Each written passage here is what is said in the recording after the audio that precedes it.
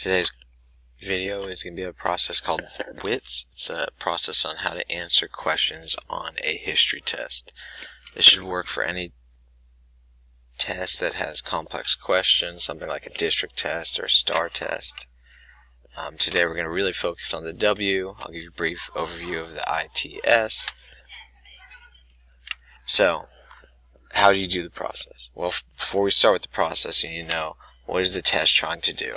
So a history test is trying to make sure you know important people, places, times, and events. Now, who decides what's important?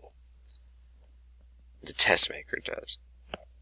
You might think that people eating each other at Jamestown is important, but the test maker decides that the fact that Jamestown is the first permanent English colony in the New World and it was founded in 1607 is important. You need to understand that they're not looking for what you want to know about it. They're looking for what they think you need to know about it. So you need to know what they're trying to do, what the question's asking, and what they want you to know. So they're trying to make sure you understand these things in context.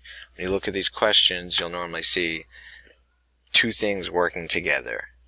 Two parts of history together. They might be asking you about slavery and the Constitution. They might be asking about different things, and you'll see this when we look at some of these questions. Ultimately, however, the test makers are trying to trick you, frustrate you, and ultimately make you give up and just guess. If you just guess, they win. They smile. So let's not make them smile. Because this test is a test of mental discipline that becomes easier when you have a process. Mental discipline is your ability to stay focused, focus on the task at hand, and really just work through a problem instead of giving up on it. That becomes a lot easier when you have a process. If you don't have, math is easy when you have a formula, because you know exactly what to do and which step you should do next. What I'm going to try and do is give you a formula for history questions. So the formula is going to be WITS. What is the question asking? What is the question about? So the question is, let me rephrase this. What is the question asking? You're going to see that the questions are not really questions on the STAR test, and you'll see it in just a second. So you need to figure out what is the real question and what people, places, times, or events are they asking you about. If you understand these two things, you understand the question. Then you need to figure out what's actually important in the question. If they're asking you about the best football player in North America and they bring up the word Stephen Curry, there's no value there. There's no importance. Then you can do some true false later on. We'll talk about that. And this last step is significance, which we'll talk about later. So, how do you figure out what the question is asking?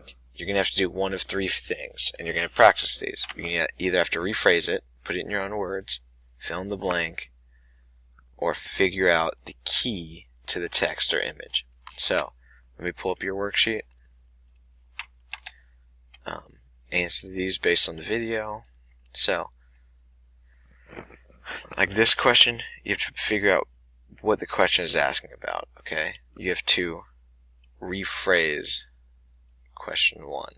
So change this into your own words right here. These are the answer choices if you want to look at them. You don't have to pick any. Right now, all you're doing is rephrasing questions. Okay, this one got all jacked up, but we'll survive.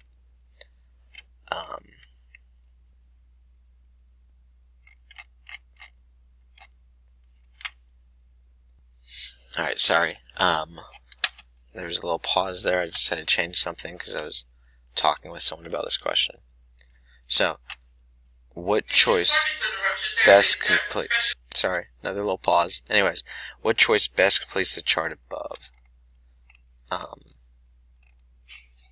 You need to figure out what that actually means.